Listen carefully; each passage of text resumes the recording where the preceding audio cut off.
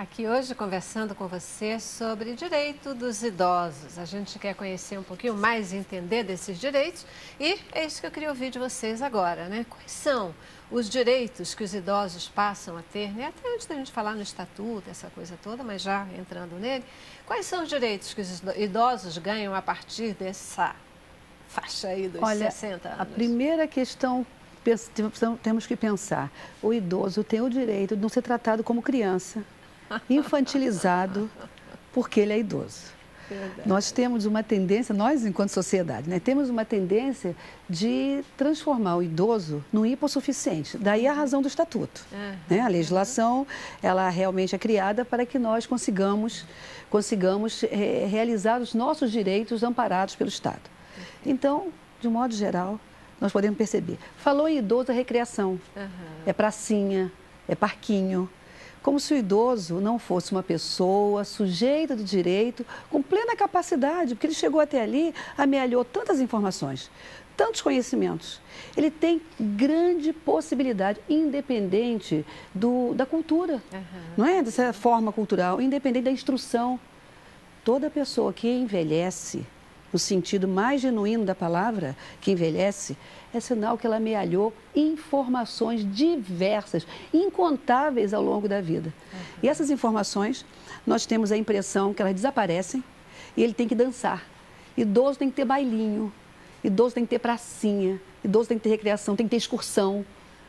E ele tem tantas outras coisas também, que lazer compõe a vida. Não, e provocando até um desrespeito à história dessa história. Pessoa. Porque, às vezes, Quanto ele uma tem a pessoa que passar, nunca gostou de informar. baile, que nunca gostou de pracinha, muito pelo contrário, às vezes Que não é nem gosta ligado de à coisas viagem. intelectuais, em programas que, infelizmente, os governos ainda implementam para pessoas idosas, tem como relevância ações voltadas para a recreação. E as pessoas que tiveram uma vida intelectual, nunca tiveram afinidade com as questões mais recreativas, ficam à margem também. Sandra, que até tem desse vontade de ter. processo. Às vezes a pessoa nunca teve a vida intelectual, mas ela quer conhecer. Ela quer saber de uma leitura, que é uma biblioteca. Ela quer ser alfabetizada até.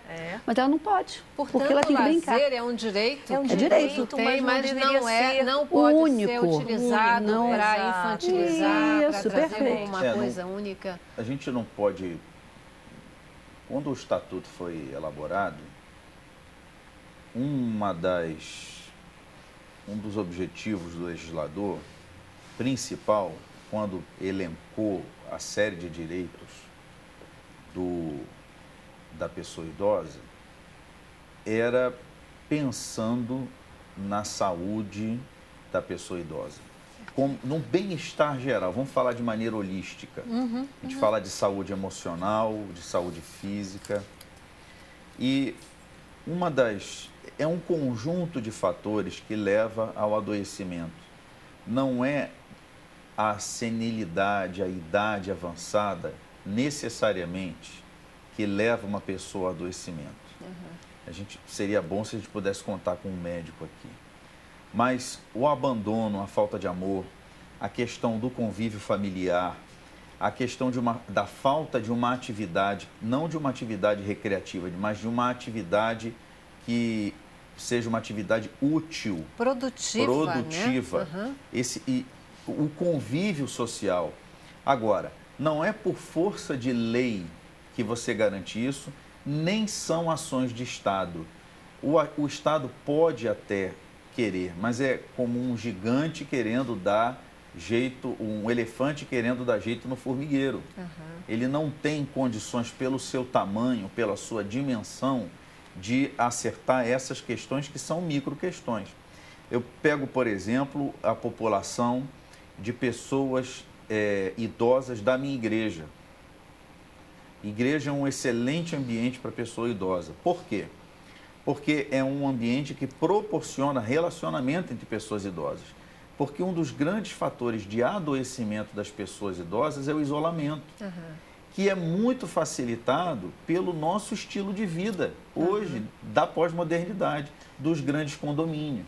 Né? Então, essas ações, a gente tem que tomar cuidado, realmente elas não são completas, vamos dizer assim, no seu nos objetivos que elas buscam alcançar, mas elas têm um fator que é o fator de gerar relacionamento. E a solidão, ela adoece qualquer um. Verdade. Tanto que hoje o Brasil é o segundo país no mundo em estatística de suicídio. E a gente percebe que essas questões estão todas relacionadas com questões básicas de saúde emocional que vem por causa de relacionamento. Então, voltando lá, que direitos o idoso tem? O idoso tem, por exemplo, direito à saúde.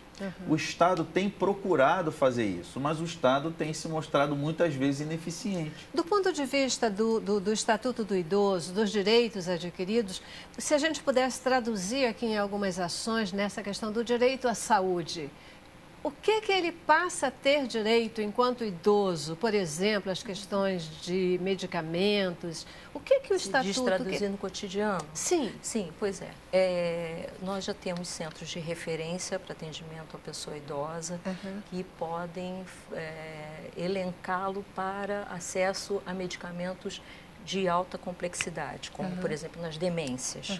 Então, ele já tem esse acesso através de portarias do Ministério da Saúde. Outro acesso seria as clínicas da família, que são espalhadas por todo o país, onde o idoso pode ser referenciado através das clínicas da família e de centros de pesquisa em envelhecimento, que também têm seus polos de atendimento à saúde. Agora, o importante é colocar, Celeste, que saúde, para nós que somos gerontólogos, é o sentido amplo da palavra. Saúde não é só ausência de doença. Perfeito. A saúde é a otimização de ações que vão refletir na qualidade de vida desse idoso. Então, a gente não pode focar pontualmente saúde. Perfeito. Saúde é isso que a gente está fazendo aqui agora. E esse idoso que está te assistindo no momento e que está entendendo que direito e saúde tem uma complexidade. Ele pode ter acesso na pracinha, indo à farmácia, conversando com o porteiro do prédio dele, buscando que a família o apoie e que os serviços também sejam de maior qualidade, que é o que a gente no Conselho fiscaliza e busca do poder público. O poder público, sim, tem o dever de implementar a lei, tá? E é isso que é saúde. Então, na verdade, o que a gente precisa é de programas como o seu, que possam discutir amplamente os direitos da pessoa idosa e democratizar esses direitos para quem está assistindo a gente agora. Então, colocar que saúde é uma questão muito maior, é um convívio social entre pessoas como nós e como os idosos que hoje estão nos condomínios ou nas praças ou nas comunidades, mas que tenham acesso aos seus direitos. Agora, só para pegar esse gancho, as prefeituras municipais, a Prefeitura do Rio já tem algumas iniciativas, mas precisaria crescer muito nisso.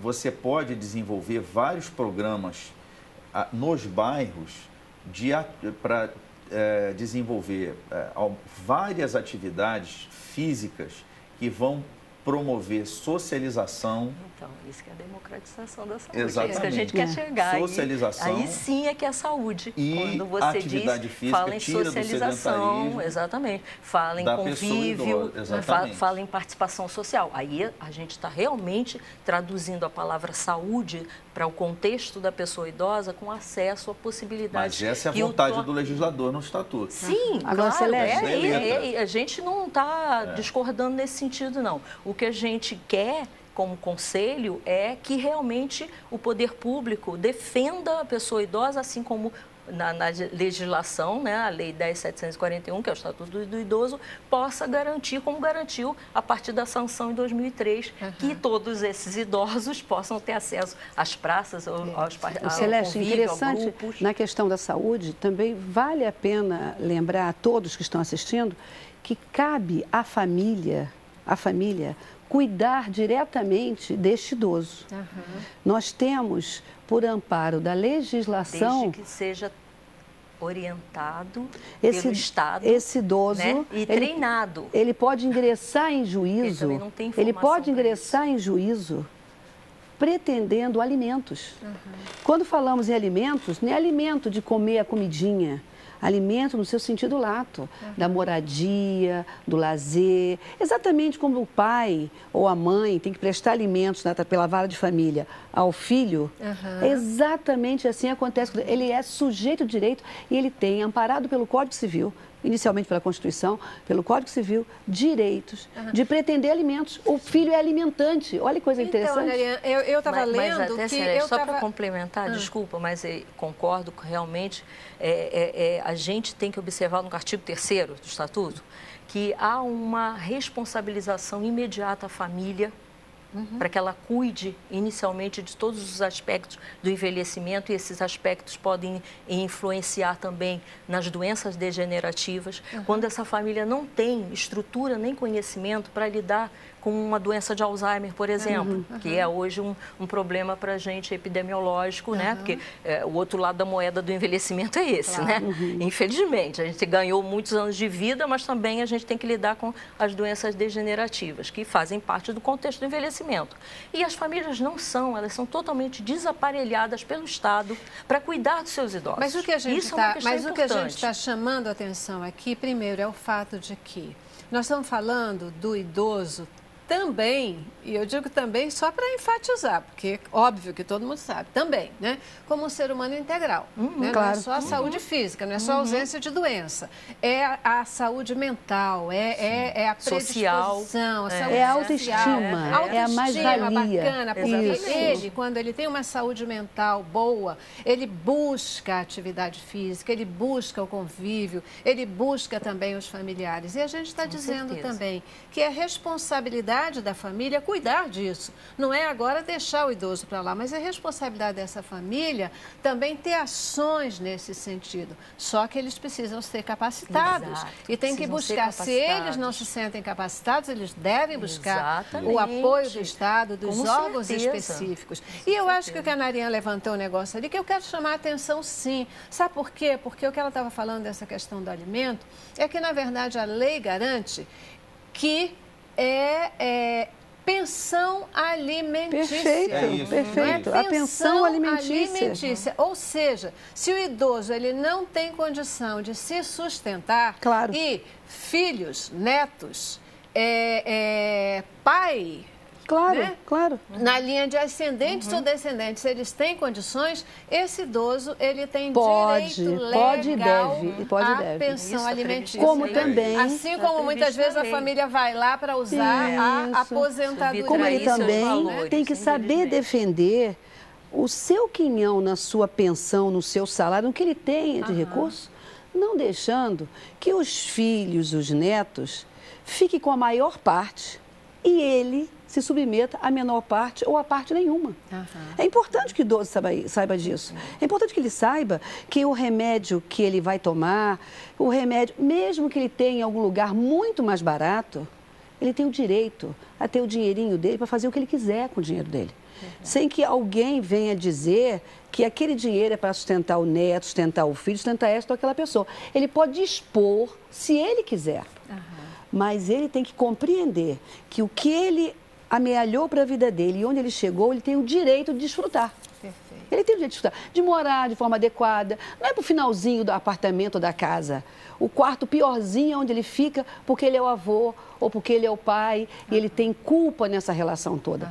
O idoso, ele tem que procurar uma terapia, tratar questões que ele veio amealhando ao longo da vida, ele acaba se excluindo. Não é só existir uma legislação, Celeste. A pessoa se exclui, ela se sente menos naquela relação familiar. Ela se sente improdutiva, mas o saláriozinho dela, a aposentadoria dela é que banca a família inteira. Pois é, eu já preciso fazer um intervalo, eu vou dar uma outra paradinha e eu volto. E a gente ainda falando dentro dessa linha de direitos, eu queria que vocês comentassem um pouquinho o que é o BPC. O benefício de proteção continuada. Sandra é mestra no assunto. Eu não sei se todo mundo conhece, né? É uma coisa interessante, o direito do idoso. E eu acho que é legal. Sandra é professora nesse assunto. A gente comentar. Intervalo, voltamos já já. Cabeça pra cima. Eu quero